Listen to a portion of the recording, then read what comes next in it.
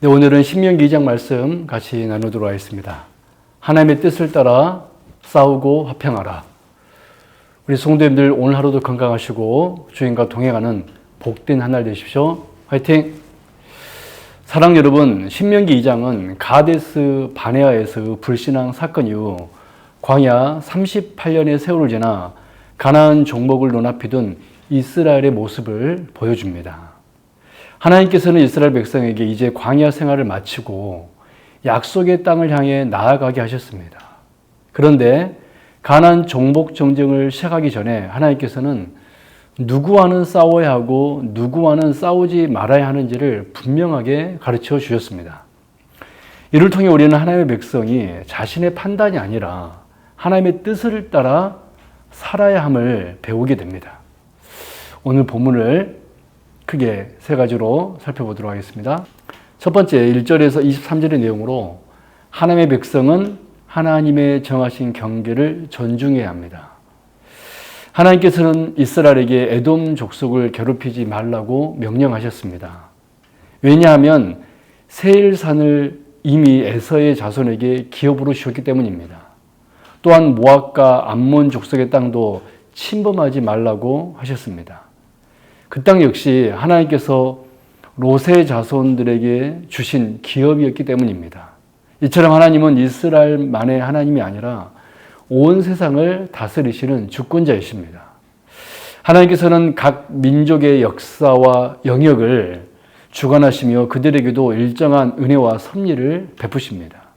따라서 이스라엘은 자신들이 선택받은 백성이란 이유로 모든 민족을 무조건 침략하거나 멸망시켜서는 안 되었습니다.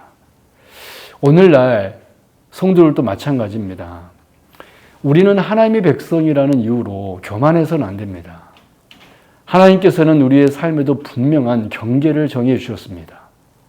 다른 사람의 것을 탐내지 말고 하나님께서 내게 맡기신 자리에서 충성하기를 원하십니다. 사랑하는 우리 성도 여러분, 하나님께서 정하신 질서와 경계를 존중하십시오. 하나님의 주권을 인정하며 감사함으로 살아가는 성도님들 되시기 바랍니다. 두 번째로 14절에서 23절의 내용으로 하나님은 불순종한 세대를 심판하시고 언약을 이루십니다. 본문은 가데스 바네아를 떠난 후 38년 동안 광야를 방황했던 사실을 다시 언급합니다. 그리고 그 기간 동안 출애굽 1세대 가운데 전쟁에 나갈 만한 장정들은 모두 죽게 되었다라고 말씀합니다.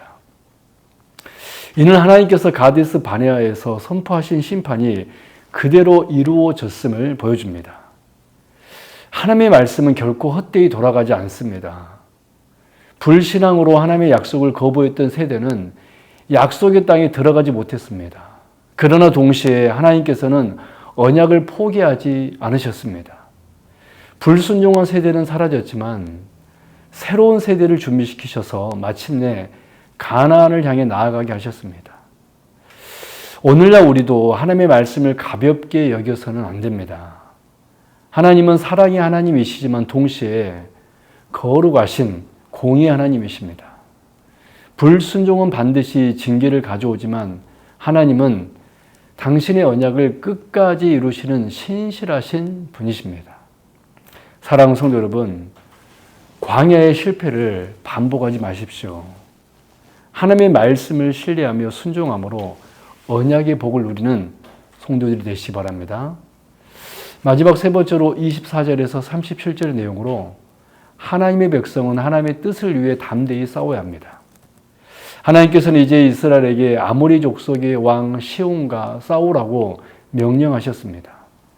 이전에는 에돔과 모압과 암몬 족속과 싸우지 말라고 하셨지만 이제는 시온을 그들의 손에 넘겨주었다라고 선언하셨습니다. 흥미로운 것은 하나님께서 먼저 평화의 말을 전하게 하셨다라는 것입니다. 그리고 시온은 마음을 완고하게 하여 화평을 거절했습니다. 결국 그는 하나님의 심판을 받게 되었고 이스라엘은 하나님의 도우심으로 승리하게 되었습니다. 이 사건은 하나님의 백성이 무조건 싸우는 사람들이 아니라는 사실을 보여줍니다. 하나님의 백성은 평화를 사랑하지만 하나님의 뜻과 진리를 위해서는 담대하게 싸울 줄도 알아야 됩니다. 오늘날 우리의 싸움은 혈과 육에 대한 싸움이 아닙니다. 우리는 죄와 거짓과 사탄의 유혹에 맞서 싸워야 합니다. 또한 복음을 대적하는 세상의 가치관과 맞서 믿음을 지켜야 합니다.